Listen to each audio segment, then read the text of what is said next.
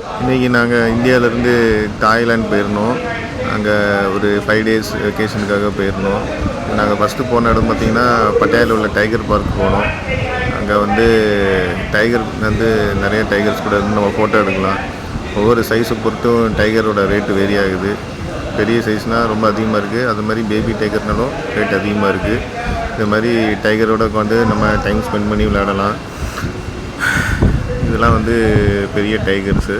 எங்களுக்கு நாங்கள் கிடச்சது வந்து medium size tiger. Medium size tiger பார்த்திங்கன்னா 710 பட் வருது. ஸ்மால் சைஸ் டைகரும் பெரிய எக்ஸ்ட்ரா லார்ஜ் ஜெயின்ட் சைஸ் டைகர்லாம் பார்த்திங்கன்னா 1010 பட் வருது.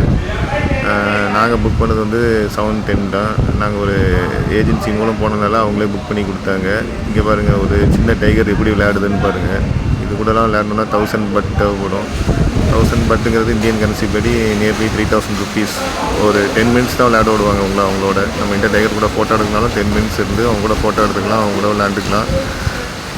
இது ஆனால் எக்ஸ்பென்சிவாக இருந்தாலும் ஒரு நல்ல ஏரியா. நம்ம அவங்க கூட போய் டைகர் கூட போய் அவங்க ராவி கொடுத்து அவங்க கூட ஃபோட்டோ எடுக்கலாம். இங்கே உங்களுக்காக நான் போட்டிருக்கேன் பாருங்கள், என்ன ப்ரைஸுன்னு போட்டிருக்கேன் பாருங்கள். எல்லாமே ஒரு 10 மினிட்ஸ் தான் ஸ்பெண்ட் பண்ண முடியும்.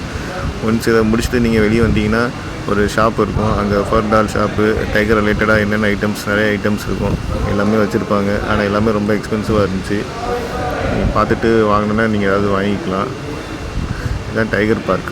டைகர் பார்க்கில் வந்து டைகர் சஃபாரி வச்சுருக்காங்க. உள்ளே கூட்டிகிட்டு போய் உங்களுக்கு ஒரு ஏரியாவாக டைகராக காமிப்பாங்க.